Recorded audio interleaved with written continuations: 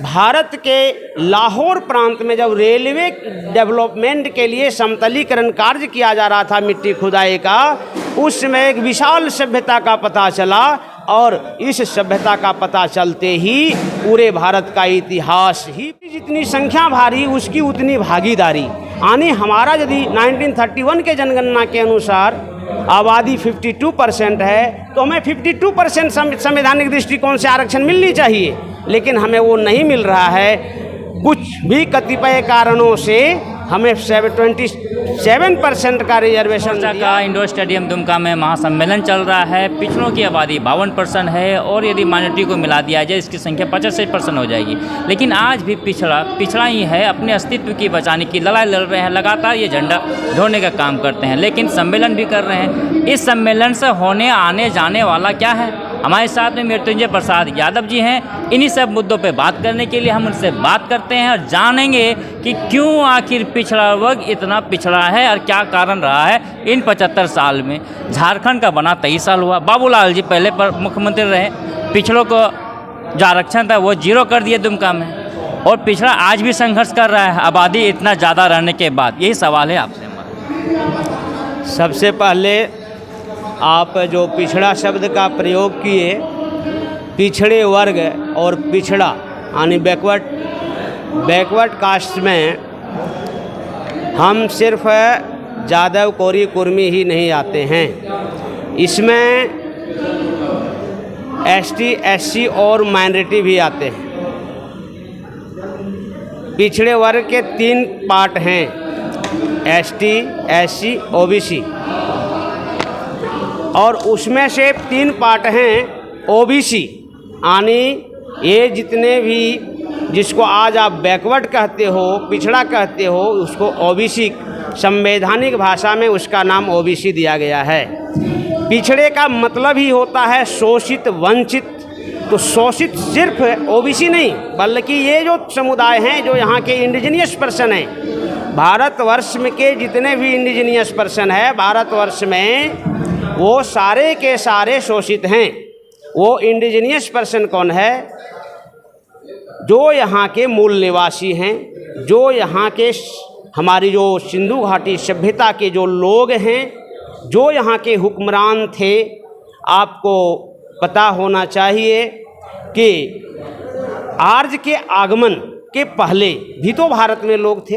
आर्य के आगमन के पहले भारत में जो लोग थे वो आज के तारीख में यहाँ के इंडिजीनियस पर्सन हैं, और वही आज के तारीख में 6743 नहीं 8000 प्लस जातियों में उसको डिवाइड किया गया है, जिसमें एसटी एससी ओबीसी और माइनॉरिटी के भी लोग उसी में इंक्लूड है। मैं बता दूं कि आर्य का आगमन 2500 ईसा पूर्व, आर्य संस्कृति जो थी 1925 के पहले भारत का जो इतिहास पढ़ाया जाता था वो आर्य संस्कृति पर निर्धारित था।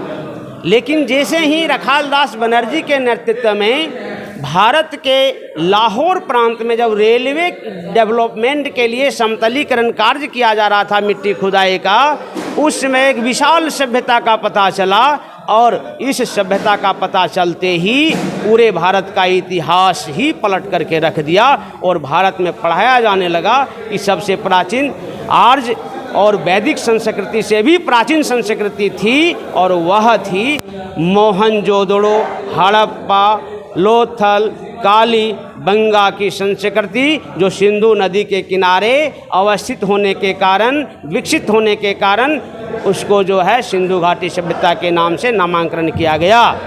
वहाँ जो भी कंस्ट्रक्शन मिला है, जो भी वस्तु में ताजुब है कि वहाँ एक भी मंदिर का कंस्ट्रक्शन नहीं मिला, एक भी मूर्ति का कंस्ट्रक्शन नहीं पाया गया, और इससे पता चलता है कि हमारे जो पूर्वज थे। मेरा सवाल यही है कि पिछड़ा जो समाज है और यही लोग कालांतर में जो इस देश के हुक्मरान थे, इस शोषित वर्गों के शोषण के चलते इसका लाइफ स्टाइल, जीवन हाशिए पर चला गया, और इस देश के जो हुक्मरान थे आज भिखारी बनकर दर दर भटक रहे हैं। इस देश में ये समस्या सिर्फ दुमका की ही नहीं, पूरे विश्व की, पूरे भारत की है। और पूरे भारतवर्ष में ये समस्या विकराल रूप धारण किया हुआ है। और इस समस्या का उत्पन्न होने का कहीं न कहीं हम ओबीसी समुदाय के लोग भी हैं, क्योंकि हमको हमारी समस्या क्या है यही पता नहीं है, और ये सबसे बड़ी समस्या हमारी है।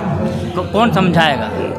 दूसरी चीज़, अब जब झारखंड अलग हुआ तो यूँ तो हमें संविधान में कहा गया है कि जिसकी जितनी संख्या भारी उसकी उतनी भागीदारी। यानी हमारा यदि 1931 के जनगणना के अनुसार आबादी 52% है तो हमें 52% संवैधानिक दृष्टिकोण से आरक्षण मिलनी चाहिए, लेकिन हमें वो नहीं मिल रहा है। कुछ भी कतिपय कारणों से हमें 27% का रिजर्वेशन दिया गया, और आज जब प्रैक्टिकली में आया तो कहीं कहीं हमको 0 दिया गया और कहीं कहीं हमें 14% दिया गया, 14% से ज़्यादा नहीं। और जब उसको इम्प्लीमेंट करने की बारी आई तो 5% दिया गया हमें। मैं बता दूं, कहा 27, रोटी दिखाया 27 ठो और बोला आओ खिलाते हैं। खाने जब बैठ गए 14 को बोला 14 को देंगे। अब जब हम पत्तल में हाथ धो के बैठ गए तो कहीं 5 को और किसी के पत्तल में 1 को नहीं मिला। यही तो स्थिति है झारखंड प्रदेश में भी, यही स्थिति है आपके ओबीसी आरक्षण की। कौन इसका कारण रहा है? इसका कारण ये शोषित वर्ग रहा है। कब समझेगा? ये शोषित वर्ग रहा है इसका कारण।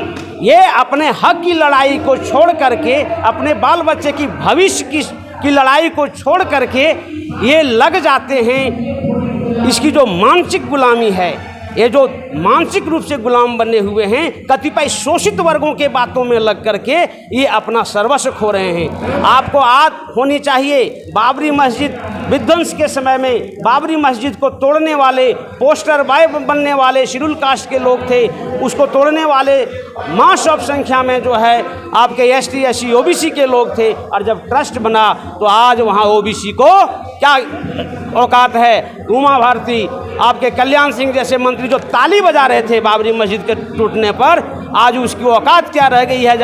जब राम मंदिर का ट्रस्ट बना तो आपके पास जग जाहिर है, उसे कहने की आवश्यकता नहीं है। तो अभी तो नहीं समझ पा रहे हैं शोषित समाज। समझना होगा, नहीं समझेगा तो आने वाले समय में, आज तो ये मानसिक गुलाम है, आने वाले समय में ये फिजिकल गुलाम होगा।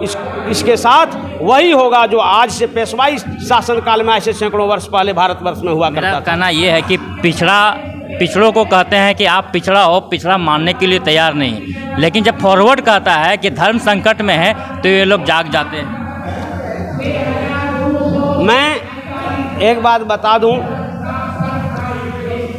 ये धर्म की बात जहाँ तक है, मैं इस पर ज़्यादा चर्चा नहीं करना चाहता हूँ, क्योंकि धर्म पर चर्चा करने से लोगों की प्रज्ञा मलिन हो जाती है।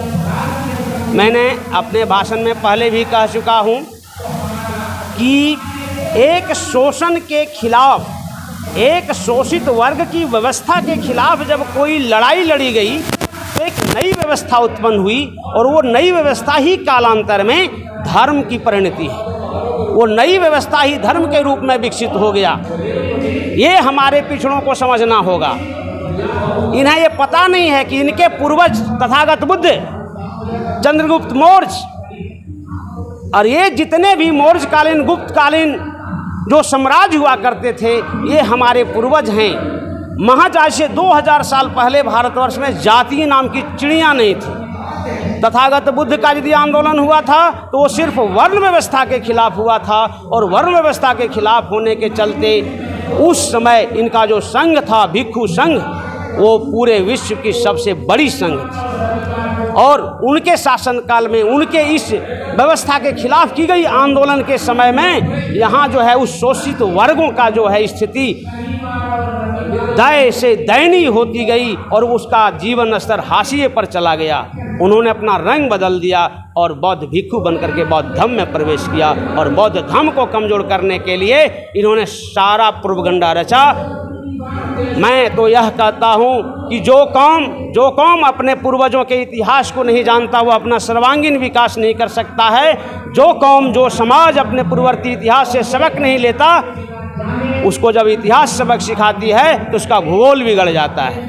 चलिए, भूगोल बिगड़ जाता है, और इसी को लेके आज महासम्मेलन पिछड़े वर्ग को किया जा रहा है। अब देखने वाली बात है कि आने वाले समय में पिछड़ा अपने पिछड़ेपन को किस हद तक ठीक करती है। बन रही आप लोग। जवानी के साथ धन्यवाद। Our launch a complete family saloon. First floor HDFC bank, Thana road, Dumka. आधुनिक सुविधाओं से लैस दुमका का पहला family saloon. Separate hair dressers, beautician and makeup artist for male and female. कई वर्षों से आपकी सेवा में। हमारे यहाँ hair cut, hair spa, hair smoothening, rebonding treatment, head massage, waxing, bleach, facial, bridal makeup, mehndi आदि कराया जाता है। हमारा मोबाइल नंबर है 9334339592।